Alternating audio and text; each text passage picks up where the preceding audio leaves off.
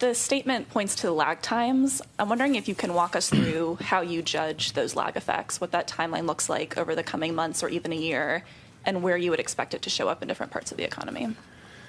Yeah, so the way I would think about that is it's a commonly, for a long time, thought that monetary policy works with long and variable lags, and that it works first on financial conditions, and then on economic activity, and then perhaps later than that even on inflation. So that's been the thinking for a long time. There was an old literature that made those lags out to be fairly long. There's newer literature that says that they're shorter. And the truth is we don't have a lot of data of inflation of this high in what is now the modern economy.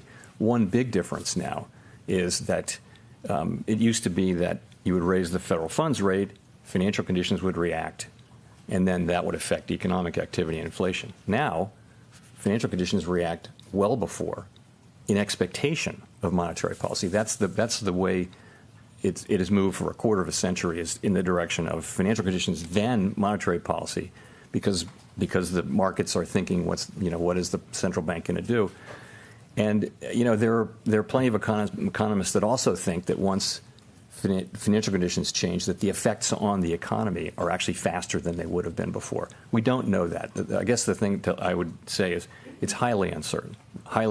And so from a risk management standpoint, it would be irresponsible not to ignore them, but you want to consider them but not take them literally. So I think it's a very difficult place to be, but I would tend to want to be in the middle, looking carefully at what's actually happening with the economy, and trying to make good decisions from a risk management standpoint, remembering, of course, that if we were to over-tighten, we could then use our tools strongly to support the economy, whereas if we don't get inflation under control because we don't tighten enough, now we're in a situation where inflation will become entrenched, and the employment costs in particular, will be much higher potentially. So from a risk management standpoint, we want to be sure that we don't make the mistake of either failing to tighten enough or loosening policy too soon.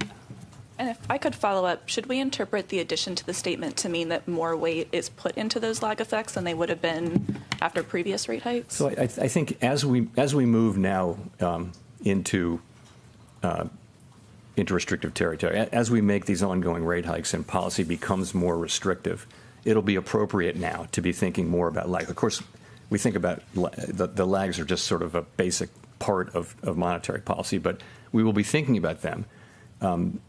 But we won't be, I think we'll be considering them, but because it's appropriate to do so. Let me say this: it is very premature to be thinking about pausing. So people, when they hear lags, they think about a pause. It's very premature, in my view, to think about or be talking about pausing our rate hike. We have a ways to go. Our policy, we need ongoing rate hikes to get to that level of sufficiently restrictive, and we don't really know exactly where that is. We have a sense, and we'll write down in the December meeting a new summary of economic projections which updates that. But I would expect us to continue to update it based on what we're seeing with incoming data.